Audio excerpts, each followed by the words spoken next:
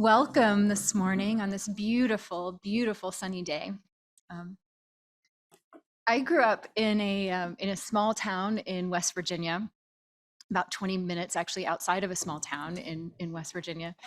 And one of the things that I had to do as a kid most Sundays was my parents would take me to this Baptist church. And whenever I say that to people, friends, or they start to have images of thinking like West Virginia, Baptist church, the snake handling, effusive outbursts, who knows. But it was actually kind of quite the opposite. It was this really kind of stark and sterile environment that seemed kind of devoid of any, emotion, really. It was more kind of a cerebral thing. But there was this place in the church where people would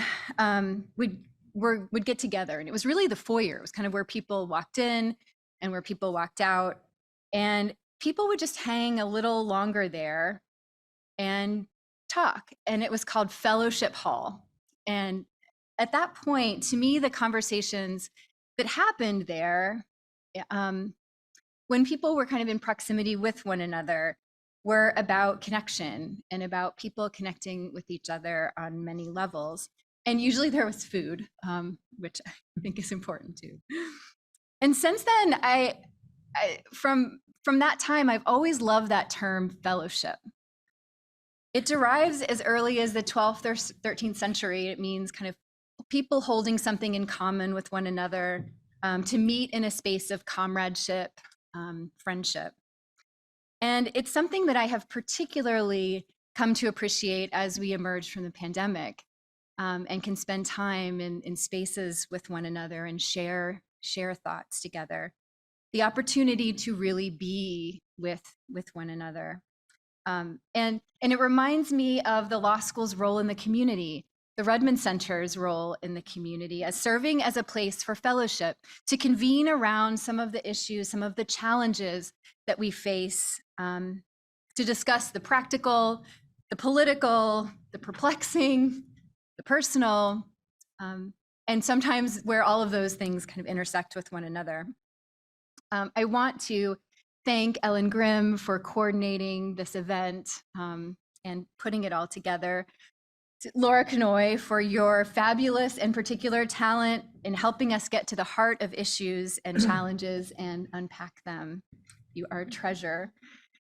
And John Gravy for leading the Rudman Center and really building it into what it is today and what it has become in our community. I also want to thank the Concord Coalition for being a partner, Bill Bixby and Av Harris, and a special thanks to all of you for joining us this morning on a Friday morning together, for sharing with us a desire to learn and to explore these topics that are so critical in our society as we go forward. We hold that in common with you, and we appreciate your fellowship. Now I'll turn it over to Av. Av Harris is Communications Director for the Concord Coalition, and his work includes producing a weekly podcast and a radio show called Facing the Future, and helping to organize forums on fiscal and economic issues throughout the country. Before joining the coalition, he worked for more than 13 years in state and municipal government in Connecticut, and for more than a decade as an award-winning journalist for several national public radio member stations, including NHPR, Reuters, and other media outlets. Av, I'll turn it over to you. Thank you.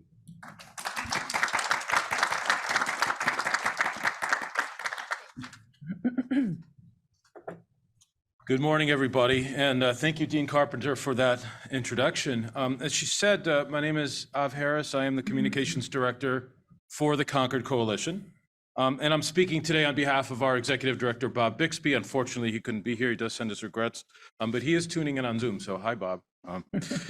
We are a grassroots organization. We were started in 1992. We just celebrated our 30th anniversary last year. We were started by the late Senators Paul Tsongas, a Democrat from Massachusetts, and Warren Rudman, the Republican from New Hampshire, as well as former US Commerce Secretary Pete Peterson.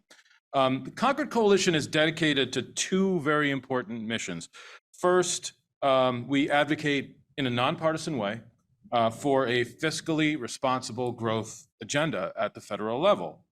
What does that mean? It means pushing Congress and presidential administrations to put the federal budget on a more fiscally sustainable path, paying for the spending programs and tax cuts that it enacts.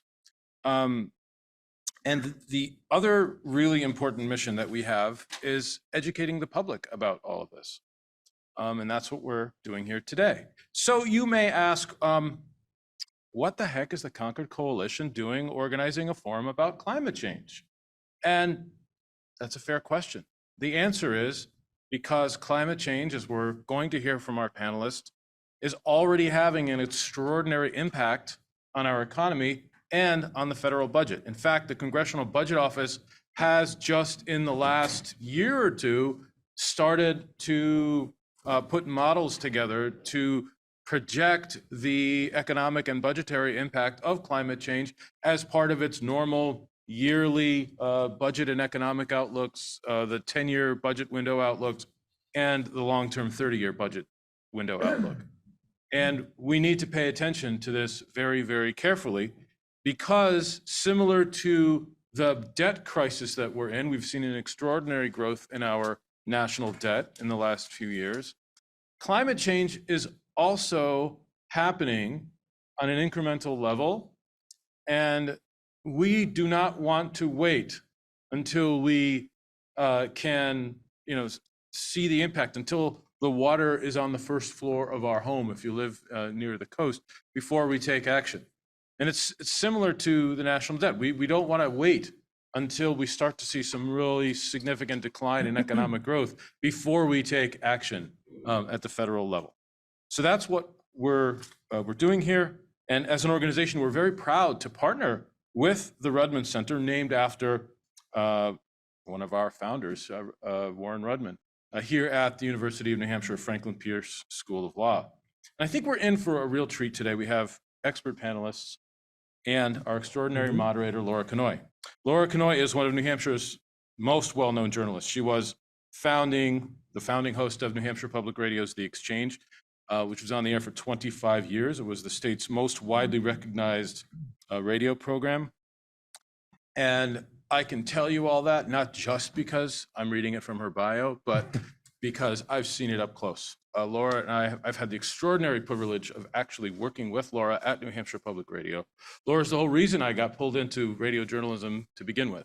And I know her hard work, her dedication, her relentless pursuit of good information and essential information for people listening and for the public. But what Laura's also really been about is building community. And she's been doing that for a long time in New Hampshire. And that's what she's doing here as the Director of Community Engagement for the Rudman Center here at UNH Franklin Pierce School of Law. But not only that, she's also a fitness instructor and a lifeguard at the local YMCA, and she hosts 2 podcasts, Read Local NH with authors from New Hampshire, and Beyond Your Balance Sheet. Laura graduated Phi Beta Kappa from George Washington University with a degree in international affairs. She spends her free time reading or outdoors while trying to avoid yard work and household chores. She's the mom of 2 young adult sons and 2 middle-aged cats. We're extremely lucky to have her as the moderator for today's forum. So please welcome your moderator, Laura Conoy. I didn't know he was going to read the whole thing about trying to avoid household chores. Well, it's wonderful to be here. It's wonderful to see so many of you in our physical audience and our audience on Zoom. It's great to be here in community, as Dean Carpenter said, to explore this critically important topic, the economics of climate change. So in addition to hearing from our wonderful guests, we definitely want to hear from you. In about 20 minutes, we'll start asking for your questions. You were all given question cards when you signed in. So please write your question down, and when we get to that portion of our program, I'll ask you to just hold your question card kind of subtly by your shoulder. If you hold it up like this, you might block the person next to you to use view. So just kind of hold your question card there, and John Graby on this side, and Eva, one of our wonderful Rudman Fellows, on this side, will come around and collect it from you. Also, quiet your cell phones now if you haven't already. You don't want to be that person. I've made that mistake myself. Please, when you write your question, please write neatly. If I can't read it, then I can't share it with the rest of the audience. So please take extra care to write neatly. You can also give us your name and where you're from if you'd like. You don't have to, but it would be nice to know the whereabouts of our audience today, both in person and on Zoom. Now, if you're joining us on Zoom, this event is being recorded for Zoom. I need to let all of you know that. And the Zoom audience can write their questions down in the Q&A function at the bottom of the screen, and we will try to get to as many questions as possible, because I know you have a lot on your minds and a lot that you want to ask. We have a fantastic panel of guests this morning. They are, starting on the end of the table, Brad Campbell, president of the Conservation Law Foundation, which uses the law, science, and markets to address New England's most urgent climate and environmental challenges. And Brad, really a treat. Thank you for being here. Thank you for having me. Also with us, Ann Kelly, vice president of government relations at Ceres, where she heads up the Ceres Policy Network and leads a bench of more than 80 Fortune 500 companies that advocate for climate action. And it's been really nice to get to know you, and thank you for being here as well. Thanks for having me. And also with us, Pat Parenteau, Emeritus Professor of Law and Senior Fellow for Climate Policy at the Vermont Law and Graduate School. Pat took us for a drive in his electric vehicle yesterday, so I'm sure he'll have some things to say about EVs. And Pat, it's been really a treat to get to know you too. Thank you for being here. So all of you, let's look first at the big picture, and then we'll get into some of the specifics, which are also very interesting. And Brad, I'm going to start with you. How is climate change already costing our country? Well, it's already costing our country enough that it's a pocketbook issue for taxpayers, municipalities, and the federal government. What we have in terms of climate impacts that are already here, extreme heat, extreme weather in the Northeast, a more than 70% increase in intense rains when you get more than an inch or two over a 24-hour period. That's really overwhelming infrastructure. And so you have, for example, you have towns, coastal towns, now very closely documenting the additional costs they're having to incur because of rising seas, more intense storms, and you have stormwater management infrastructure that's being overwhelmed. So you have, here in New Hampshire, you have municipalities that have struggled for years with the costs of achieving the nitrogen reductions that have to occur in order to restore the health of Great Bay. That problem is being amplified by those more intense rains that are carrying more nutrients and other pollution into our waters. Those waters are warmer, and so the impact of those nutrients is amplified because it's a perfect petri dish for algae blooms that is generated by those nutrients, and obviously the impacts of that in turn on all of the economic activity that surrounds a great natural treasure like Great Bay is affected as well. So we're really seeing municipalities struggling, states the same in terms of the costs of response and helping municipalities prepare for more extreme weather. We're going to see, and are starting to see, from extreme heat, more health-related illness, particularly in areas that have heat islands, where the impact of extreme heat is intensified. Places like Manchester that have very limited tree cover, even though they're northern. They're still very subject to those impacts, and so it's a problem that's here, just like the extreme weather is here. It's going to be increasingly a burden for taxpayers, and it's one of the reasons why it's so appropriate that the Concord Coalition is elevating this issue here. It's kind of what I think of as the budget hawks of advocacy. This is an important issue. It extends not just to those local and state impacts, but when you get to the federal budget, and you've probably read lots of screaming headlines about the national debt lately, you've got costs of disaster response, costs and the implicit subsidies of federal flood insurance, that's actually encouraging development in the wrong places. So even as we should be retreating from the places most exposed to extreme weather, we're actually subsidizing development in those places. And at the federal level, and certainly pertinent to Concord Coalition's work, most disaster response is treated as an emergency appropriation. So a one-time deal, but no systemic. scrutiny of whether we Right. should have an offset, what the budget Right. impact is, whether we should raise taxes. And so if you're a budget hawk, you really should be a climate hawk. Right. Well, and that's a big comprehensive list. Disaster insurance, impacts on natural amenities, recovery from storms, public health.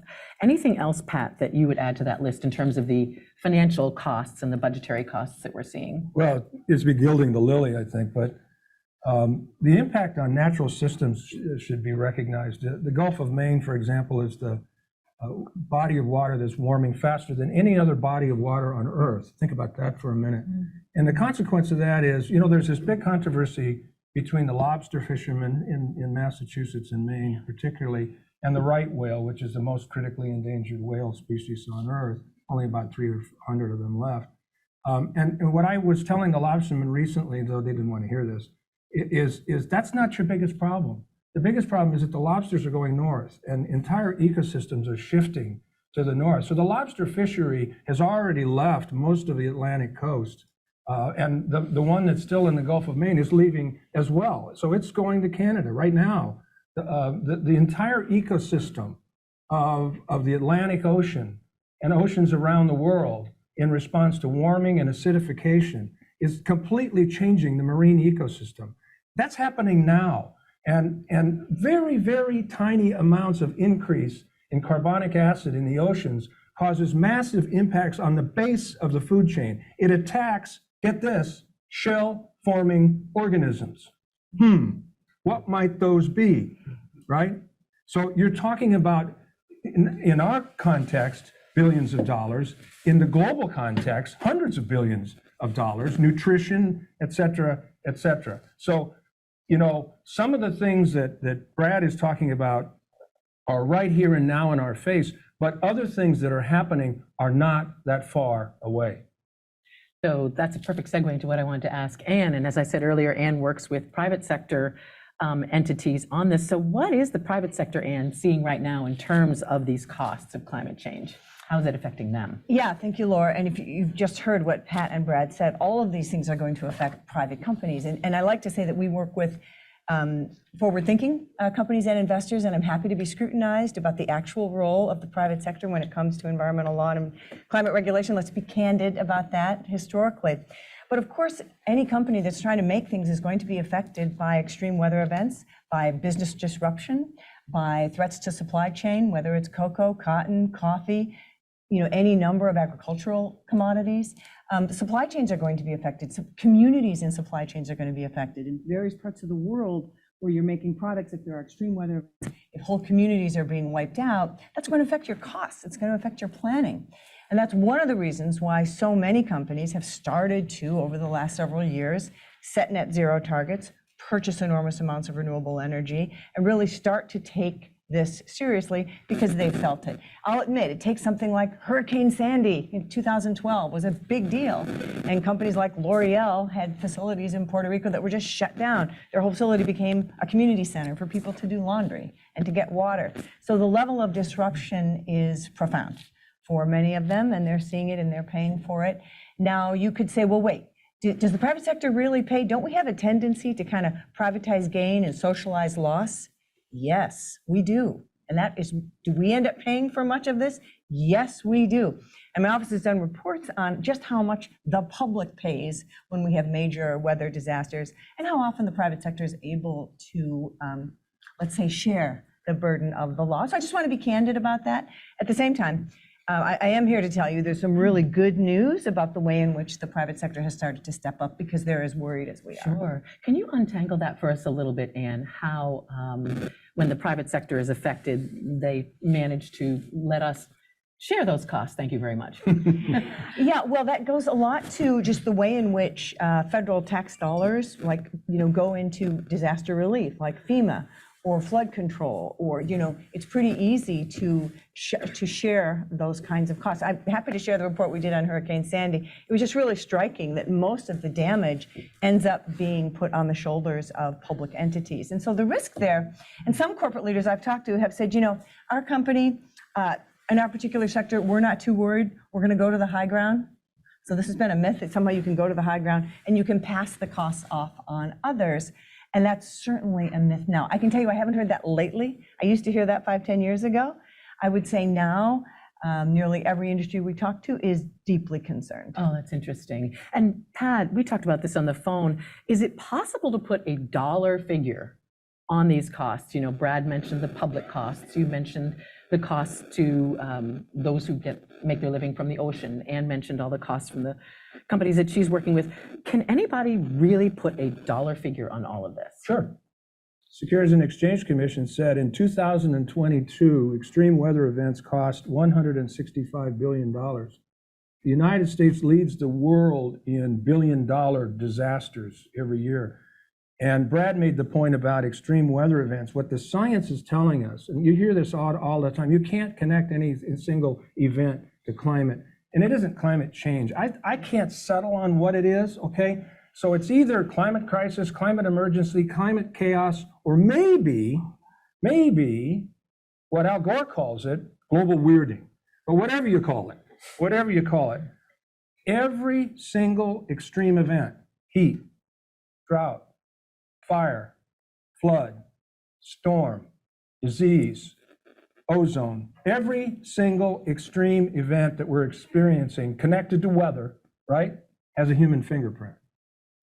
So it's the wrong question to say, is an individual event, these $165 billion in damages event, caused by climate change?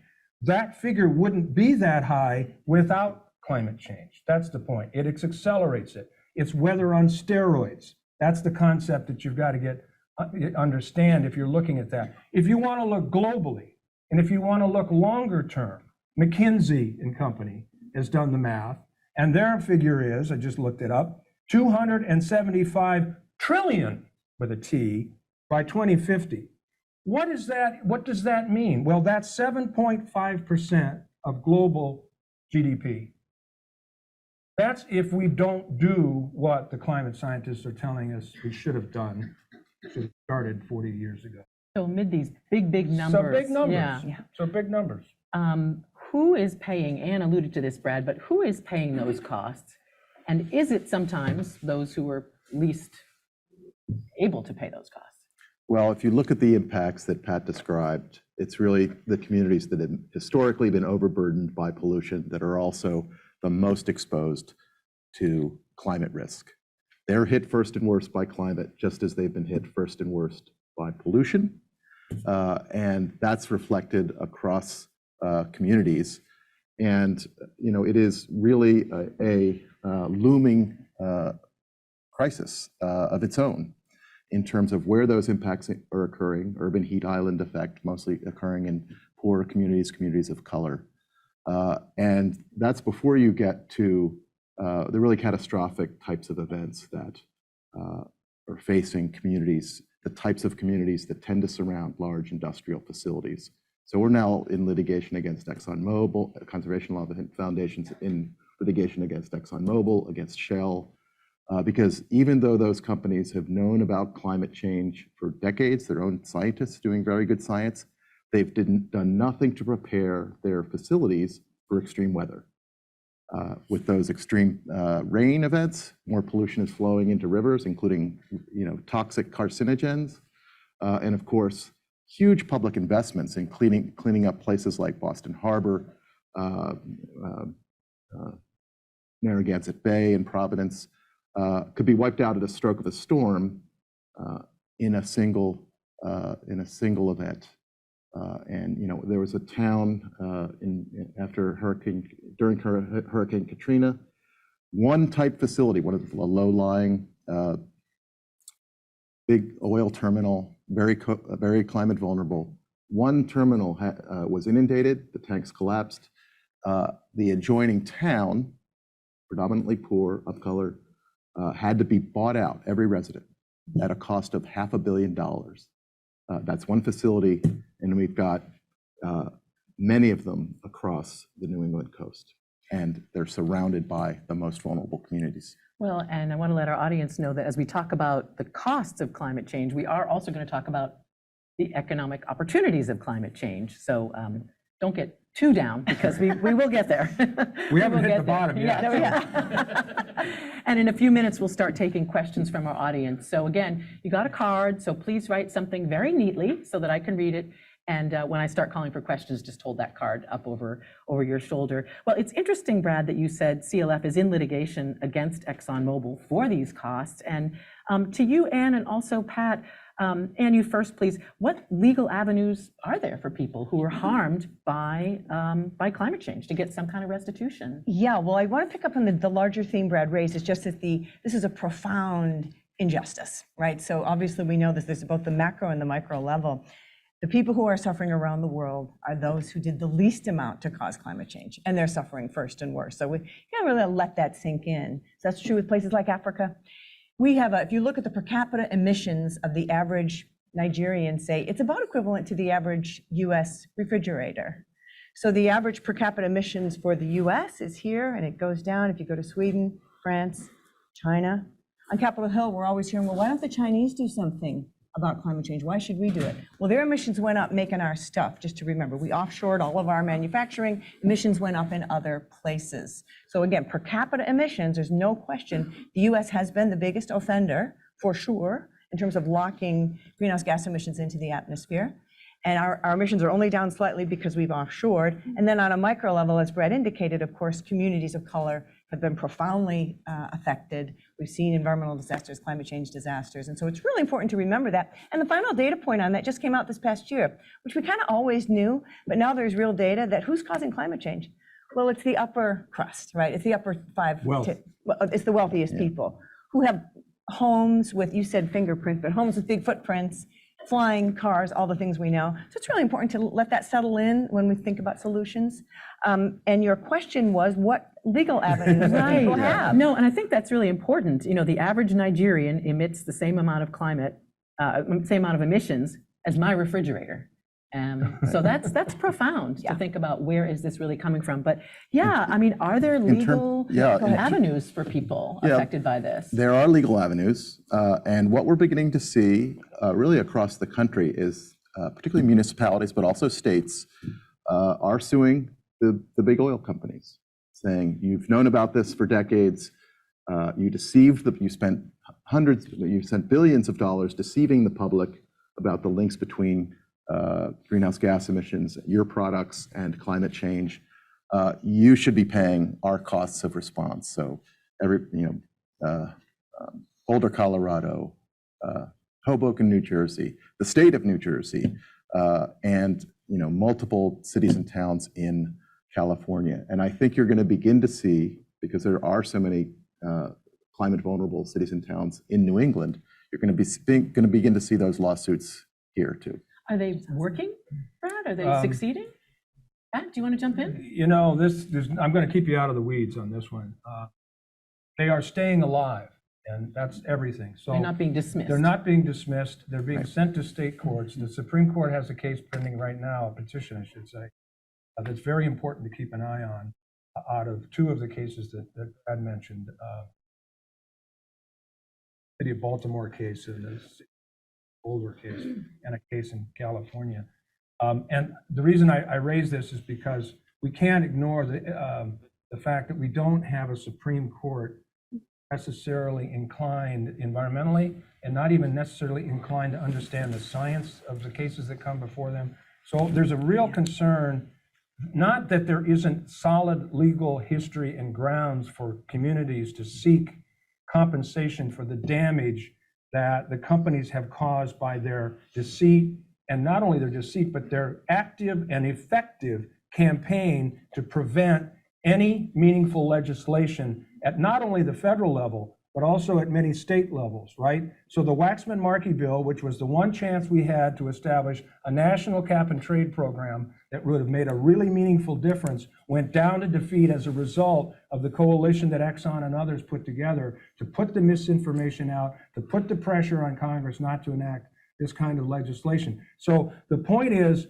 there is a solid legal basis for these claims. It's polluter pays, folks. It's Coasian economics. It's when you are causing damage from your product and not disclosing the dangers of that product, you pay for that. That's the free market way of dealing with these issues. So these cases are foursquare within the concept of conservative, market-oriented, classical economics. And yet, the courts will be the final arbiters of whether or not those claims are allowed to get to a jury. Stay tuned. The city of Honolulu case is actually the case that's in the front of the line. That state court judge has denied a motion to dismiss the case, has ordered discovery in the case. That's the thing the oil companies are terrified about. So Pat, here's my question. You don't then. want me to stop, do you? Oh. No, I want to ask a very important follow-up.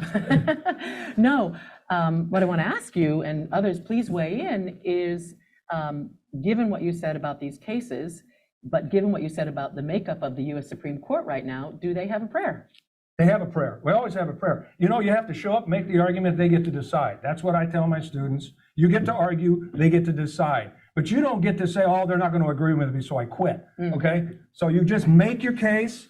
You've got the facts, you've got the law, you've got the history. Now you've got 6 people on the court who don't care a lot about some of that, okay? I'm going to be very blunt about it. They really don't care about history and precedent. They really don't care about the effects of their decisions. That's not their job to worry about that, okay? That's the court we have, ladies and gentlemen. That's the consequences of elections. That's why elections matter. End of story. You should tell us what you really think.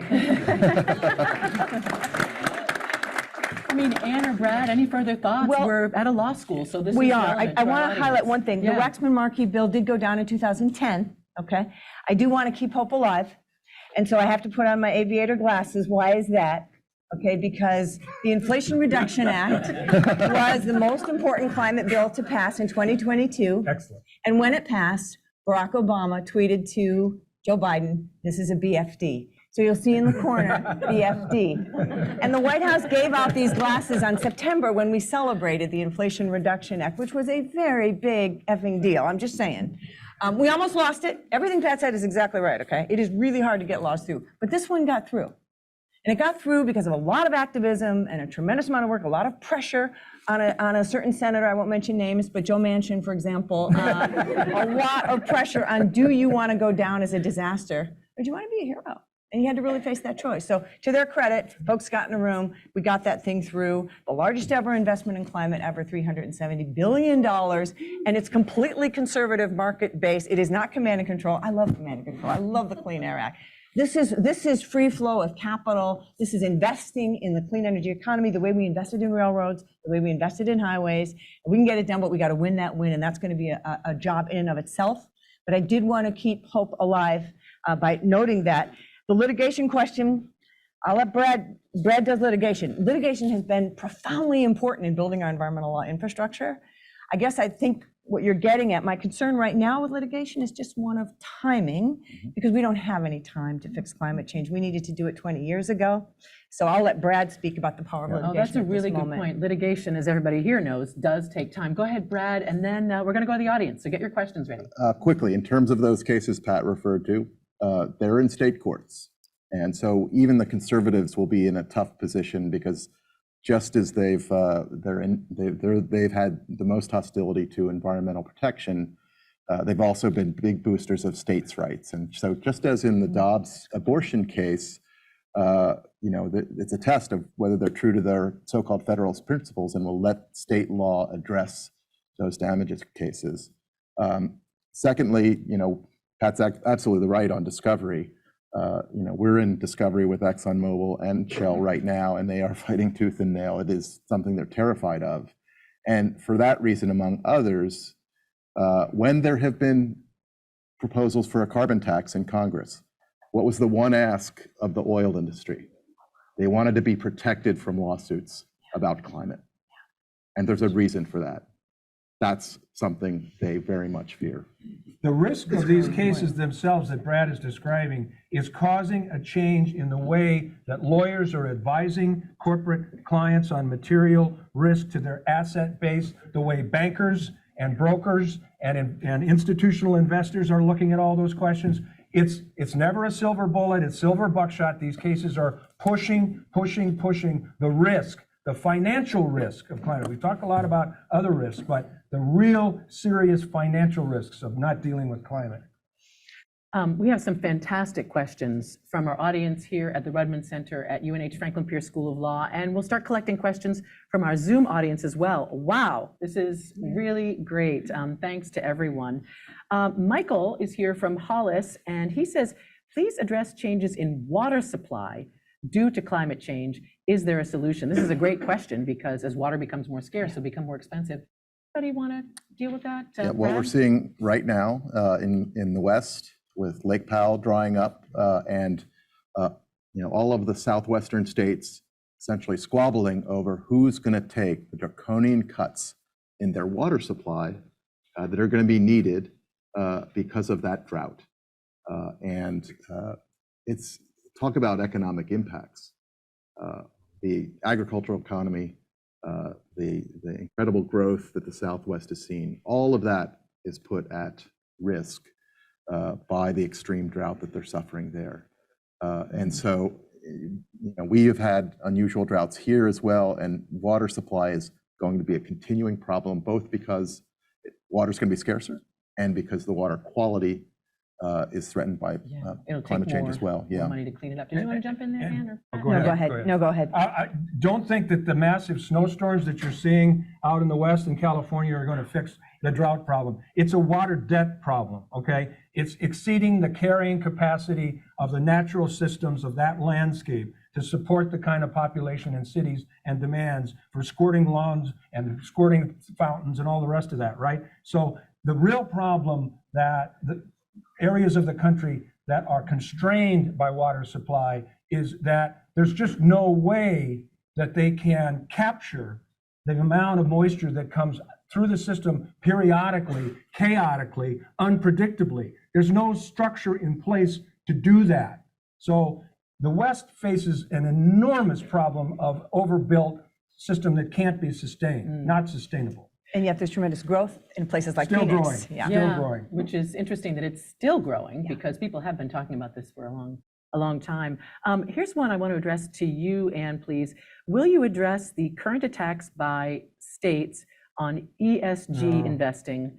Why does this matter? And just in case nobody in the audience, most people know what that is, but just explain ESG investing and address that. Thank Sure, you. and I'm glad if we could just add an extra hour to today, we'll be all set. Yes, that would be great. So ESG stands for Environmental, Social, and Governance, and it has emerged as a really important a set of factors to consider when investors invest. It turns out all three of those are important. Environment, obviously around climate. S, having to do with social and labor issues, human rights, and governance, obviously how things are governed. But the big one that's gotten attention is E. Why? Because it's working. Because people like BlackRock have said in no uncertain terms just this past November, it turns out the companies who better prepare themselves for the risks of climate change are going to be a better investment. And this is not LCV saying this. I love LCV, okay, but this is BlackRock. So conservative, thoughtful asset managers for the last 10 years have said, climate risk is real. Climate risk is financial risk, and so we're going to put our money, and pension funds have done the same, we're going to put it in places where people are going for the long term. They're not shorting the earth. They're not discounting the future. They're actually investing in resiliency. That makes sense. So what happened with that movement? It won. It won. And what happens when you win? The losers get upset. So again, not to mention names, but the oil and gas sector said, well, ESG is basically another word for divestment. Now, it wasn't per se. But what there was is really skillful asset managers investing in the longer term. And again, for pension funds, they have to think about the long-term retirement funds for teachers and firemen and nurses. And so that's the way they invested. So seeing that shift of capital, and something else happened. Joe Biden was elected, and that meant that the Securities and Exchange Commission was going to finally invest in something Ceres asked them to do 10 years ago, which is to require robust climate risk disclosure on the part of private entities, so that every company, including oil and gas companies, would have to make public what is your climate risk What are the implications of your business? And what's your long-term plan? Well, once the possibility of that came out, oil and gas companies emerged and said, no, no, no, this is socialism, can't do, can't have. Woke. And they're calling it woke. Woke Yeah. capitalism. Yes, and I was happy to hear on CNN this morning that most Americans think woke is a good thing. We call it awake capitalism, actually.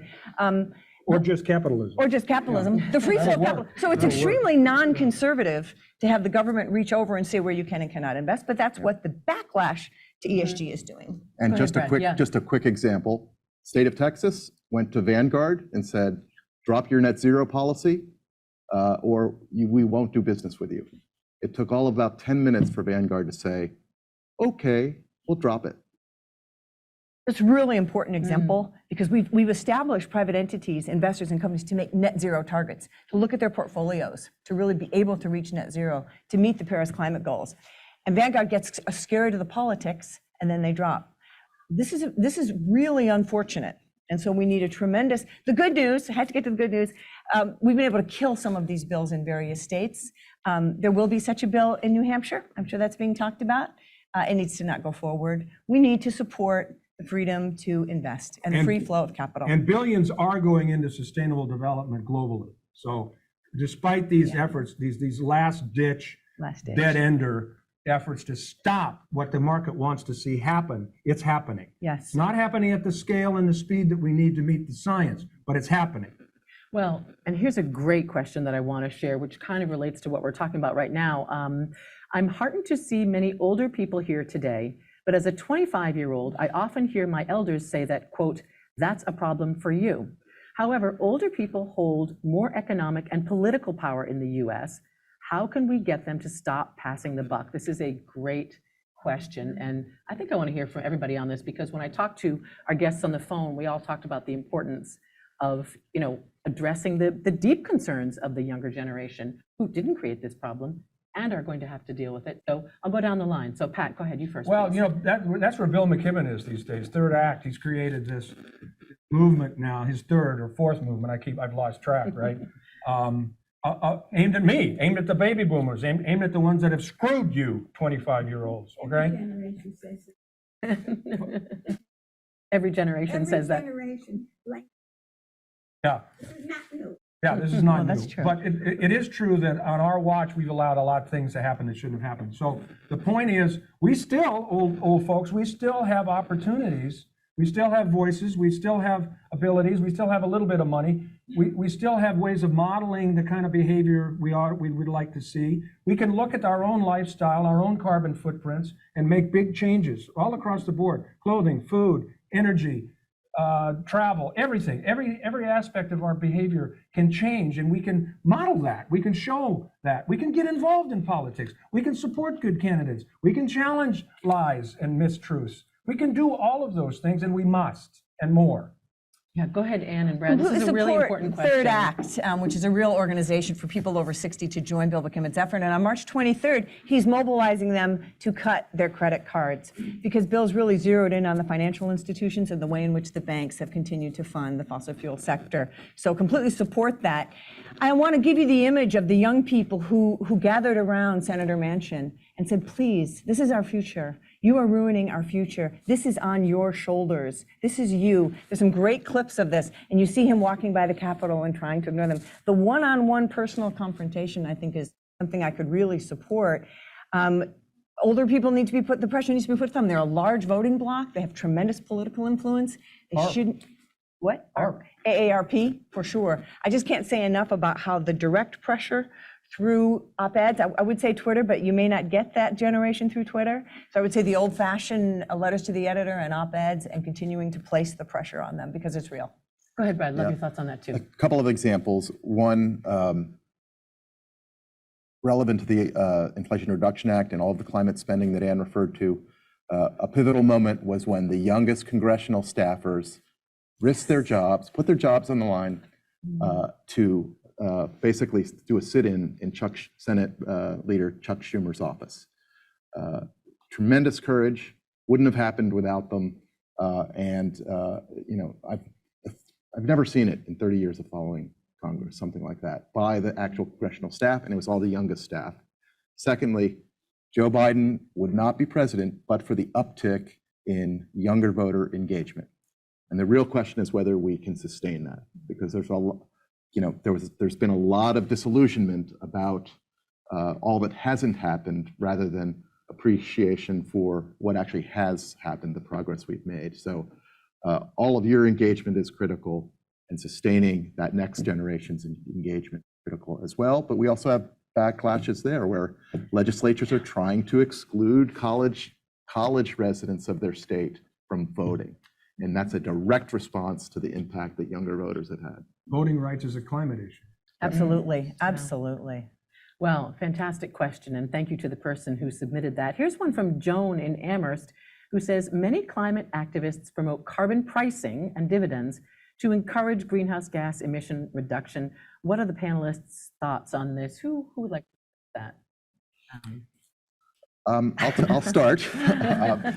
It can be an effective tool, but it has also not. And I'll give you an example. There's a regional agreement that CLF was very engaged in to cap greenhouse gas emissions from power plants, sort of a cap and trade system like the one that the Markey bill that Pat referred to tried to impose nationally. That has effectively cut power plant emissions by about a third, but that's not enough.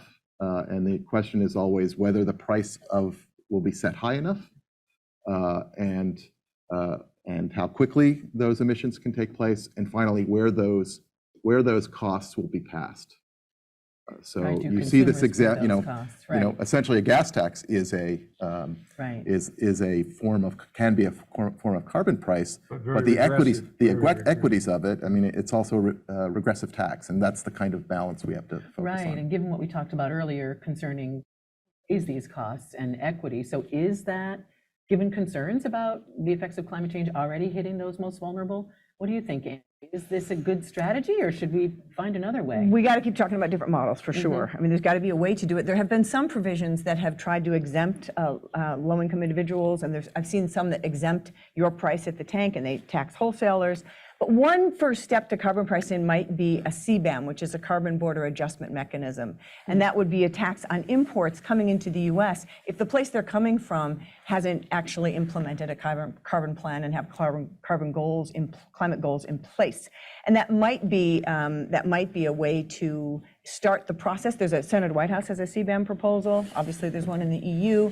The risk there is that you end up with a domestic tariff, and that can be controversial. But the whole notion that you want to price the thing you don't like still deserves some real serious consideration. And we also have to look carefully, as Brad indicated, at what are the other models and where has it worked. And he's absolutely right that the price has to be high enough. Politically, it's been difficult. Certainly, we tried with the Inflation Reduction Act to get it there. That was not successful, but I think that we still need to continue to try. We did get a little crack in the door with the Inflation Reduction Act with a fee on methane. Yeah. And so there's three ways to price carbon. One is regulations. We've been doing that forever, okay? Regulations that internalize the external costs, the environmental costs, the air quality, water quality, climate impacts of fossil fuel combustion and combustion generally, right? So that's one way to do it. So strengthening our regulations under existing laws, because we're not going to be seeing a lot of new environmental laws for a while, right? But there is still a lot of authority, notwithstanding the Supreme Court's terrible decision in West Virginia versus EPA. Took away a lot of EPA's power to regulate greenhouse gas emissions from power plants, but EPA has a lot more tools in the chest than that. They have a whole array of regulatory tools under the Clean Water Act. I could go through the alphabet, I won't with you. And so all of those things are driving fossil fuels out of the market because they're not reflecting the true cost of those services and goods generated by fossil fuels. So that's one. Carbon tax, yes. There's successful examples of that everywhere. Europe loves, environmental taxation. Sweden has a massive carbon tax program. British Columbia has a very successful carbon tax program. So they're out there, and they don't throttle the economy at all. In fact, the BC tax was put to a referendum, and people voted to increase it. Okay, and BC's economic output is outperforming the rest of Canada. So there are ways of continuing to argue for that kind of an approach, or a cap and trade approach like Reggie, like California, etc. There's lots of different ways to get at this. More than one way, well, to skin a cat. Yeah. Well, and so many good questions. Here's one from our Zoom audience. We do have a lot of people both here at the Redmond Center and on Zoom this morning, so thank you for that. This person says, the panel has spoken about the cost and federal support to rebuild, clean up, etc.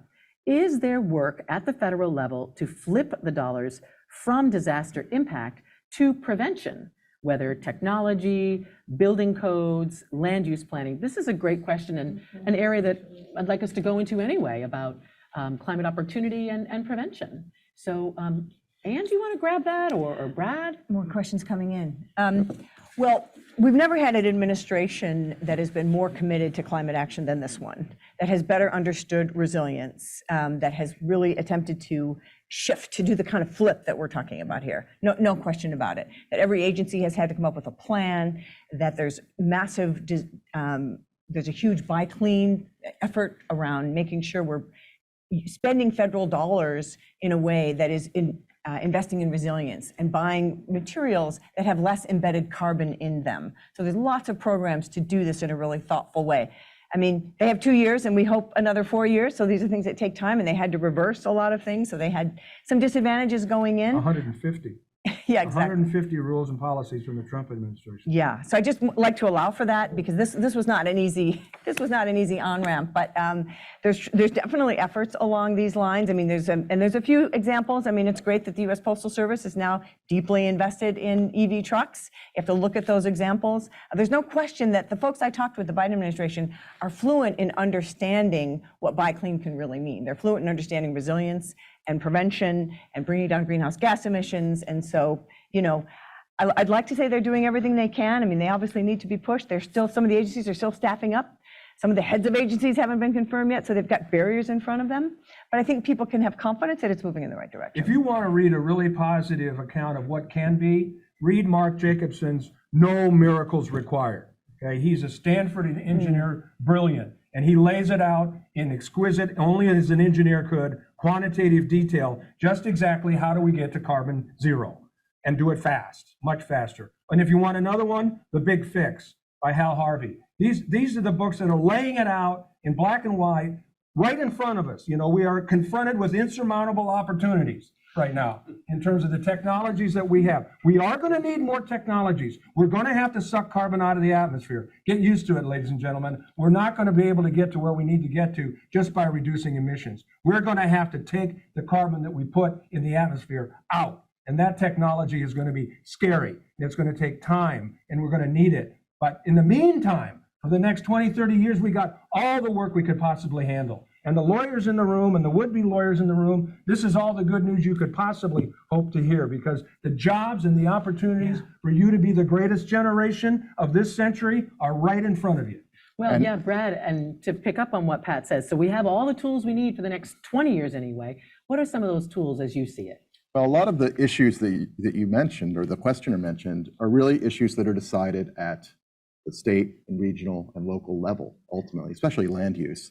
And so the way that the Biden climate spending will be most effective is if it's amplified by complementary regulations at the state and local level. That's where we need to see leadership now, because as Pat pointed out, the Supreme Court's going to be wrapped around and EPA is going to be wrapped around the Supreme Court axle for a while because of the West Virginia decision. The best way we can use that money is to complement it with state policies. And you know, most decisions about energy use, for example, are made at the state and regional level. New Hampshire's an outlier right now. We have 5 out of 6 New England states that have strong climate mandates in place, enforceable ones, but New Hampshire needs to act too. As tough as the politics are, you know, I think all these issues we're talking about, the pocketbook politics, are very resonant in New Hampshire, and that has to be part of the conversation. And so, you know, really we need to look not just to the federal government, but to what we can do to really take advantage of the Biden spending, because things that wouldn't be possible to do at the state and regional level by regulation are now possible because there's this funding in place that eases the economic pain of taking real climate action. What about at the individual level, Brad? What responsibility, or does each individual have for addressing that? Well, we all have a responsibility, but I also think there's I think everyone needs to change their lifestyle as much as they can and be a first adopter of cleaner technologies. But I also think it's a little bit of the fossil fuel industry's game to lay it all on you. Oh, you're the ones that are the cause of the problem. When we need systemic change, whether it's in the waste system, where we're now, other New England states are trying to dump all their waste in New Hampshire, which is both a pollution problem and a climate problem. Whether it's in terms of the energy systems, we're not able through our individual actions. We can buy solar, but to really have impact, we also need to be active and calling our legislatures and pushing the kind of systemic change we need.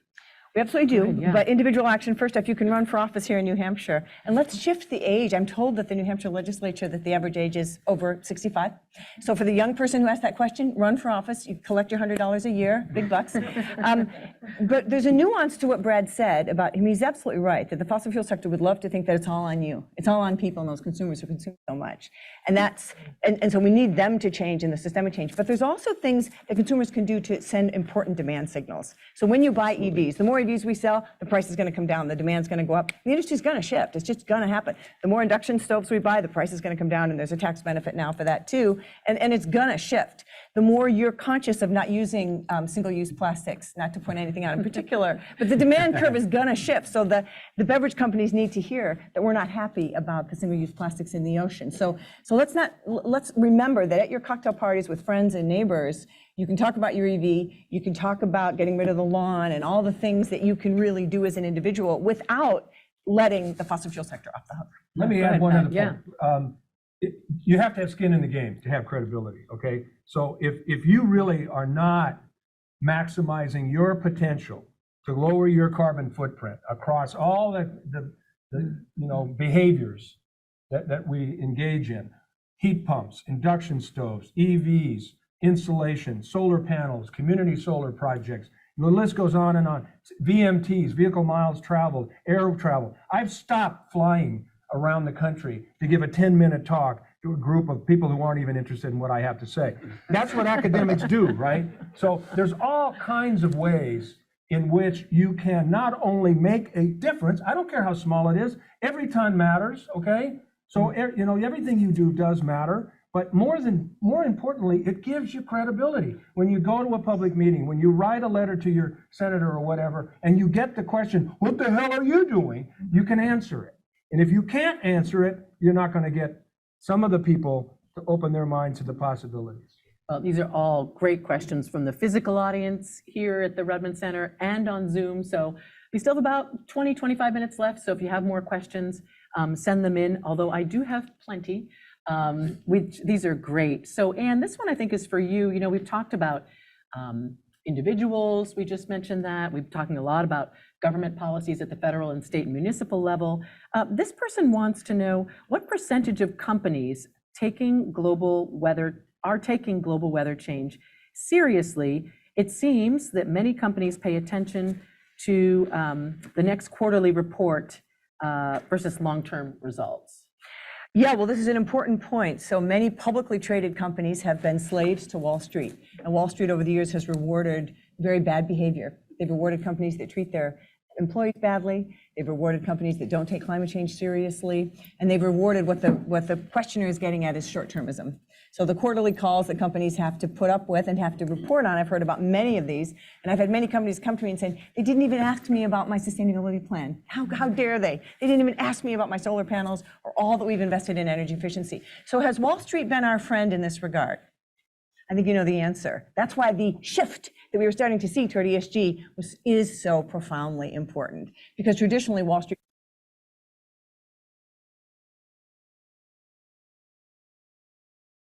short-term ownership, short-term profits, short-term gains. So this is the big enemy of the moment, whoever asked that question. So companies are in a little bit of a dilemma. Many of them, I don't have the actual percentage of how many are taking it seriously because they're taking it seriously in different ways depending on their own commodities, depending on their own board makeup, depending on their geographics, on their products and services. But I would say that the number of companies who are taking it seriously, and you can Google this, the number of companies that have purchased renewable energy in the last 5 years has absolutely skyrocketed.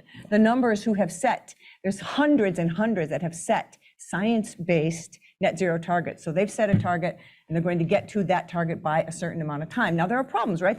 Some of them are going to offset, or they're going to look at for carbon credits.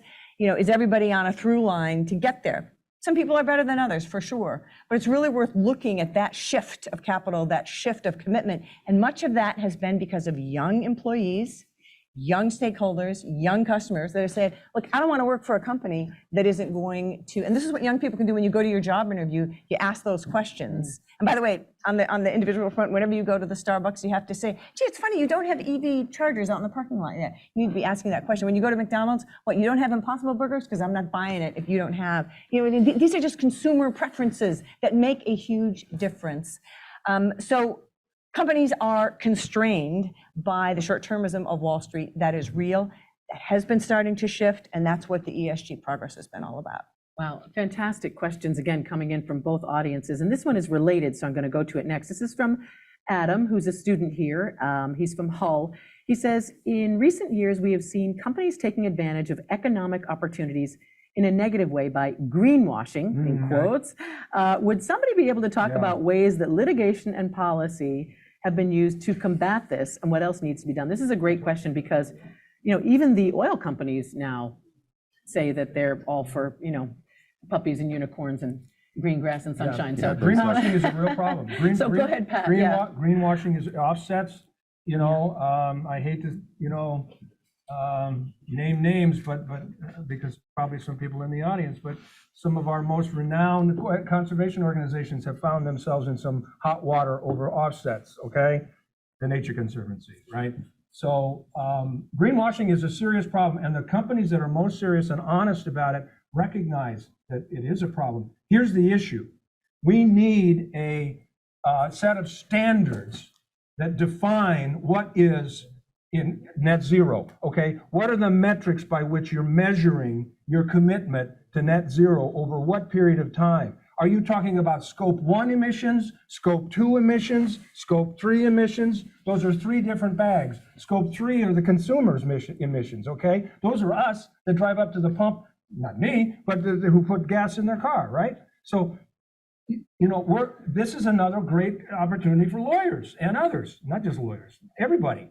But the idea of trying to come up with a standard set of rules of the road for what you can say about how green you are and how sustainable you are and how ESG you are. The Securities and Exchange Commission is tied in knots right now, trying to come up with a rule for investor protection. A lot of states are coming up with rules for consumer protection requiring disclosure. We're in a whole new era of false advertising or clean advertising or real advertising. And, you know, we don't have the kinds of uniform standards that are comparable so that a consumer can actually understand what's being said about the product. There are lawsuits. They haven't been very successful so far. The courts are also struggling with, what does greenwashing mean? How do I determine whether what a company is saying is simply aspirational or downright lies, right? Right, so how do we figure that out? Well, we figured out the Federal Trade Commission is in the process of redoing the FTC Green Guide. And the Green Guide is a set of rules that define exactly what Pat is saying. So get involved in that public comment process. It is really important. Also, there's an organization called Clean Creatives. And if you go to Clean Creatives, which is a wonderful initiative, it's looking hard at the PR industry that supports the kinds of advertising that Laura was referring to and suggesting that folks boycott those particular ad companies. It's dangerous to look at how many ad companies have some investment in the dishonesty of the oil and gas company in particular. There is a movement, though, spurred by the ESG backlash. What we're starting to see is green hushing. Well, what is green hushing?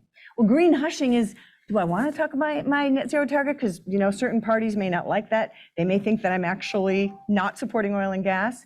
Should I talk about my pride in my solar panels or in my investments in energy efficiency? So that's another interesting counter trend. There are lawsuits, a lot of lawsuits right now about the use of the word burger or Impossible Burger or alternatives milk using the word milk. So understand the origins of some of that pressure. let's just be honest about where some of that's coming from, because somebody could, you have to really think this through. Like, where is the origin of this movement that's pushing people who are genuinely doing things green to hate the word green and to hate that kind of investment? So it's a complex landscape. You got to think about very carefully, but I do recommend getting involved in the FTC Green Guide process. Go ahead, And Brad. it's- Yeah. You're going to see more litigation over this issue, because some of the greenwashing that's happening is unlawful under consumer protection laws and other provisions of state law. And so the Green Guide is going to help, but you're going to see litigation, and it's going to extend, I would predict, it's going to extend to the enablers, the PR companies, the consultants, the advertising firms, because they're complicit in climate deceit. And there's an interesting piece, not in the environmental realm, but when there was a big opioid settlement in Massachusetts, and one of the little noticed pieces of it was that the McKinsey and Company, a consultant to the Sackler empire on opioids, had to settle out the investigation against them at a pretty high price. First time, like, the consultant was brought into that liability, and I think you're going to see that on fossil fuel climate deceit here in New Hampshire. You're seeing this happen with natural gas. That's the clean alternative, and there I think you're also going to see greenwashing litigation. You'll see that message. So you think the courts would not actually allowed. allow going after the enablers? That's pretty interesting. I think they will. It'll at least be tried. Yeah. Here's a question from Chase, who says, this conversation is focused on the climate crisis, but there are a lot of challenges facing the nation that also have federal budget and fiscal policy implications, including climate, Social Security, Medicare, taxes, immigration, debt, and more. How should lawmakers prioritize and tackle them all? And Chase says, and can it be bipartisan? Those are great questions. And Brad, maybe you first, but everybody, Chase is right. There are a lot of fiscal challenges facing the nation. So how do our policymakers sort of balance it all? I think there are a lot of challenges. Climate touches all of them. From national security, where we're spending probably too much on military hardware and not enough on climate threats, and to having to provide economic relief in the case of responding to extreme weather. So climate is tied to all of those challenges in a sense because of the looming budget impositions it's going to make, which in turn threatens Medicare, Medicaid, Social Security, all the entitlements programs. And so we really have to look at it holistically. There are now veterans, Iraq and Afghanistan war veterans in Congress who are advocating to cut the defense budget and direct those funds elsewhere. It's a tough climb because it's very hard for an elected official to be anything but for increased military spending. It's probably going to get worse given the war in Ukraine. But our priorities have to shift if we're going to protect the basic fundamental social safety net we have in place. Completely agree, and I thought the president did a beautiful job on his budget yesterday. There's no question that came out, and it's, are we going to, tax people who haven't been paying proper taxes? Are we going to, he's absolutely right. If a billionaire is paying the same tax rate as your average nurse or waitress, it's just not fair. So it's a fundamental fairness question. Completely agree with taking a serious look at the defense budget. I mean, this is just common sense, and I think legislators have to continue to look at this pretty carefully. It's a crucial time. And I don't want to say that climate risk funding will lift all boats, but there's many other benefits to solving the climate crisis that would also benefit many other of these other problems. I would only add that what differentiates the climate crisis from everything else that was being talked about is if you read the science, you accept the science. It's now at 99% climate scientists. I'm talking about bona fide physicists. I'm not talking about people who claim to be scientists because they're veterinarians, okay? Bona fide climate scientists, when they use the term existential threat to humanity, to human civilization, that's what differentiates it. And frankly, if we don't get climate right, nothing else matters.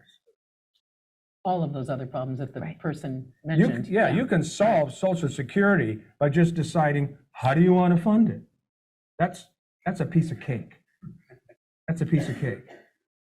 But to solve the climate crisis? OMG. Here's a couple great questions from Sarah. And Sarah, I'm only going to read one just in the interest of time because there are so many others, but these are great. Sarah asks, how can we communicate these costs of climate change to our voters and policymakers? We need graphic sound bites that are visible and in the public square. This is a great question, and that's why it's wonderful that the Concord Coalition, which has always focused on fiscal policy and fiscal responsibility, is tackling this topic, making those connections. But Anne, how about you first? How can we communicate these costs to voters and policymakers? Well, a few things. One would be to give Pat a microphone and bring him to your public square. And let him talk for more than 10 and let minutes. him talk. On Now you're a gonna say- train. When I retired, they did actually give me a bullhorn. I should have brought it. But I know some of you are going to say, well, I have a feeling Pat may be left of center. Just an inkling that Yeah, that's possible. yeah, there you go. So you might want to consider what some of the more middle right organizations are saying, Yeah. because there's many middle right leaders who are actually saying, this is a problem and we got to do something about it. So I would investigate those and think about even having 2 spokespeople come in. I definitely would think that, no, Pat's really young, but even people younger, under 30, who are speaking out are crucially important. Living by example, doing open meetings in your town square, and really combining, I think, both the left and the middle right, and both the young and the old, with tangible examples of action and progress. I mean, we're talking a lot about bad news today. I get that. We're telling you the reality, and Pat's really good at that. But there are stunning examples of change that we really have to keep in mind, and we have to put the spotlight on those changes. We're going to win the win of the Inflation Reduction Act. Watch over the next 6 months. You're going to see projects, investment, catalytic investment in key red states where there are investment and projects and new jobs only because we passed the Inflation Reduction Act. And those are going to be in districts and states where the lawmakers didn't vote for the bill, okay? But Kamala Harris is going to be there shaking their hands saying, we are all in this together. Pete Buttigieg is going to be there. Jennifer Granholm's going to be there saying, let's make this happen. So keep your eyes open, and I would celebrate around those and then ask yourself, how do we make this happen in New Hampshire? I mean, Brad's comments about New Hampshire are true. New Hampshire is a bit of an outlier. You can change that. You can change that. You can change it, and it's not a coincidence that the big boosts in solar deployment and wind deployment have been in red states. Texas, Yes.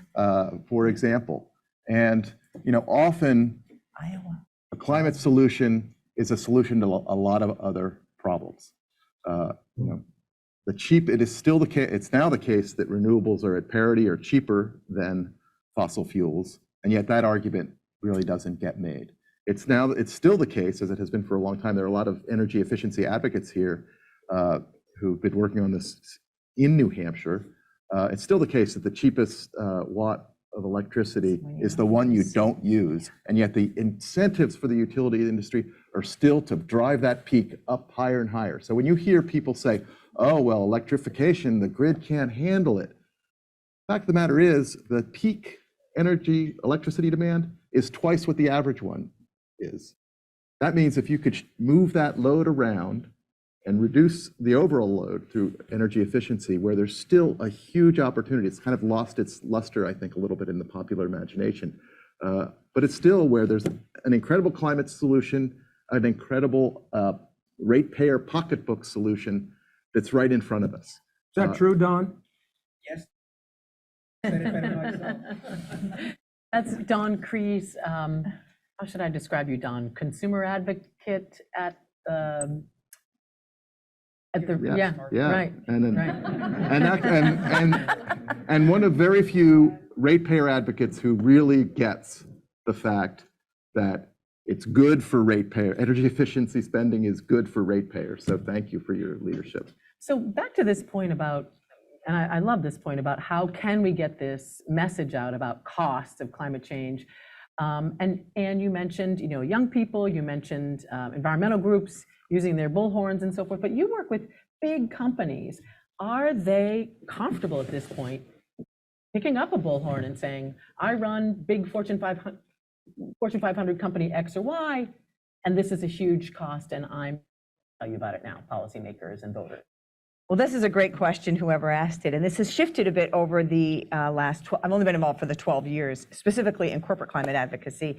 And so at this very moment, the ESG backlash is creating a little hesitancy in certain companies who are active in red states, where in the red state, again, they're trying to eliminate the consideration of environmental factors in your investing and in your spending. And so if you're selling goods in that state, might you be reluctant to say, look, I'm a climate advocate, climate change is real, we need to do something about it. If you're in a state where, not to mention names, but, Florida, where, it's hard to say climate change in the real estate sector.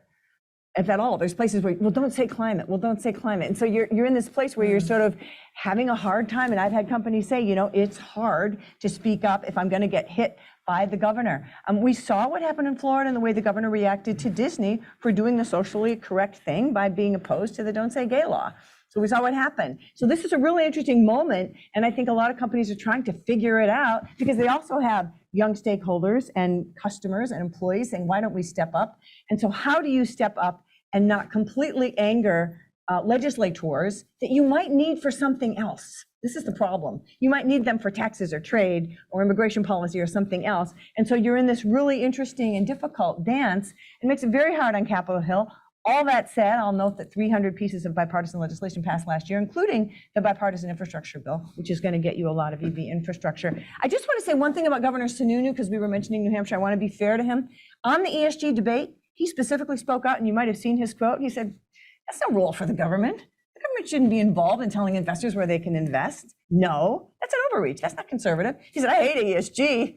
But we shouldn't be telling people how to invest. Thank you, Governor Sununu. And in a certain way, that's kind of a middle right. We actually need more governors to take that, more Republican governors to take that position. Just wanted to note that.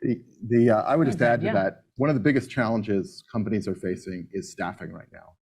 And younger workers want to know what they're doing on climate. I met with the head of a big New England biotech company last week. Their company's coming in, the company uses a lot of plastics, very strong, very big climate issue. All of their incoming employees want to know what they're doing about plastics, and they're in a competitive market. They are choosing where they want to work based on that.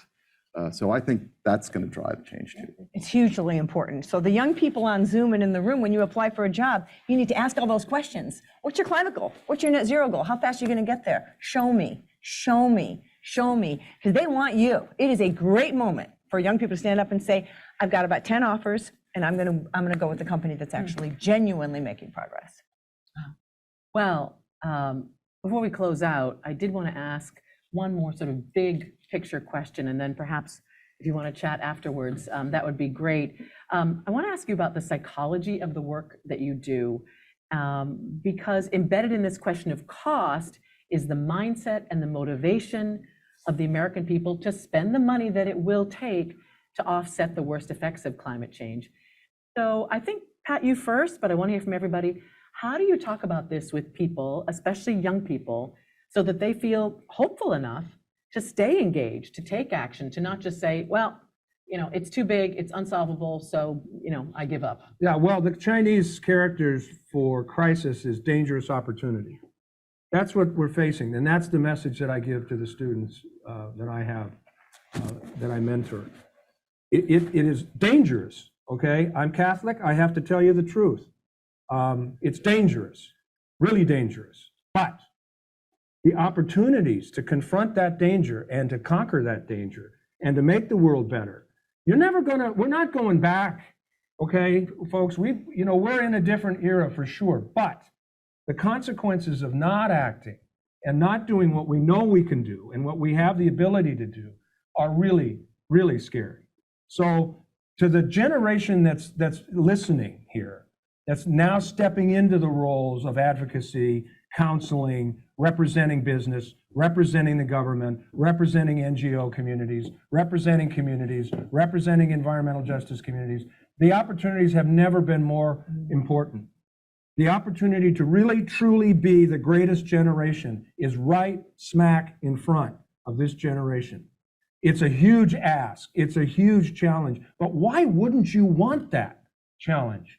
And here's the thing. You've got to be satisfied with whatever you can accomplish each day, each week, each month, each year. It's going to be a lifetime project. This is not a 10, 20, 30-year project. We used to think that way in the 70s about environmental problems. We thought we were going to clean up all the hazardous waste sites within a couple of years, frankly. We thought $1 billion was going to do it, okay? So, no, this is a lifetime enterprise that we're talking about. But the opportunities to really make a difference and to feel good about the difference that you're making, to celebrate each and every accomplishment. There's no such thing as a too small accomplishment.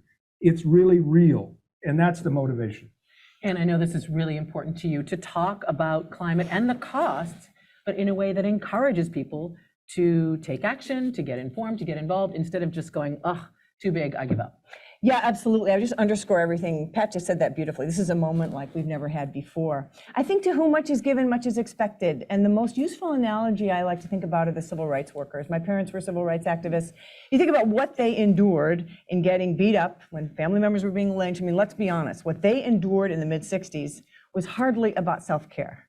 It was about putting everything on the line and going after it day in and day out. They had enormous risks that they were facing personally. Most of us in this room, had breakfast this morning, had a nice place to sleep last night. We're not going to get on a bus and go down to the South where people are going to attack us like John Lewis did. Those are really the people, for me, and especially as I think about environmental justice problems and environmental justice communities in Cancer Alley in Louisiana and the poor folks that are suffering now in Palestine. Yeah, we can get up every day and we can do this given all of our privilege and everything that we have before us. And in doing so, I think the fulfillment that Pat is getting at is of the most important, that this can be the most exciting, challenging, fulfilling work of the day. We're lucky to be in a position where we can actually pursue this and see success, but we do have to stay at it, and we have a very short window of time. Brad, how do you talk to young people about this? Well, one of the great things about being in New England is this is really a cradle of climate solutions. Some of the most advanced. If you go to any campus in New England, the smartest people are working on advanced batteries, new solar technologies, energy efficiency technologies. This really, a few weeks ago, we had the ribbon cutting of the first fusion energy demonstration plant, a very promising technology. And this is where it can happen. That cradle of climate solutions description also applies to legislatures and regulation. I mentioned that New Hampshire is an outlier. It doesn't have to be. During the pandemic, we passed 2 climate laws in New England, 3 actually. One was required the override of a Republican governor's veto. The other required us to stare down a veto threat in Rhode Island from the then Democratic governor. So it is possible for New Hampshire to join the club. I know that the politics are daunting, but those politics can change, and they can change rapidly. If you had told me we would have gotten those bills in those states at the beginning of the pandemic, we get them within 3 years, I would have said, no, I would give you all the political reasons why it wasn't going to happen. It can happen here too. And that context gives me a lot of hope about the work we do. For that. And I want to thank all of you. We need to close out so our students can get back to class and so people can get back to work. But before we do, a huge thank you for all these guests who came from Massachusetts and Vermont to be with us today. Again, Brad Campbell, the president of the Conservation Law Foundation, Ann Kelly, vice president of government relations at Ceres, where she heads up the Ceres Policy Network, and Pat Parenteau, Emeritus Professor of Law and Senior Fellow for Climate Policy at the Vermont Law School and Graduate School. What a treat to have talked to you before in preparation for the event, to talk to them today. We could have talked a lot longer, as you can judge from the pile of questions on my table. But for now, I want to invite Rudman Center Director John Graby back up to the podium to close out our event today. John.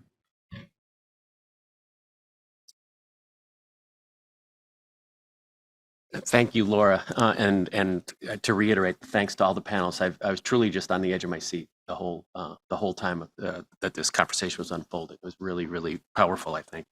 I just would like to acknowledge our partners in putting on this event today, the League of Conservation Voters and the Concord Coalition, and I want to acknowledge in particular the organizers of the event, Bob Bixby and Av Harris of the Concord Coalition, Rob Werner of the League of Conservation Voters, and Laura Kanoy and Ellen Grimm of the Rudman Center here. I'd also like to thank the Peter G. Peterson Foundation, which is a nonpartisan organization dedicated to increasing awareness and accelerating action on America's long-term fiscal challenges. The Peterson Foundation generously underwrites Rudman Center programming, such as today's event, staffing, and student scholarships. We are so grateful for the support of the Peterson Foundation in making events like today possible. So to all of you, thank you for coming this morning. It's great to see you, and we hope to see you again soon.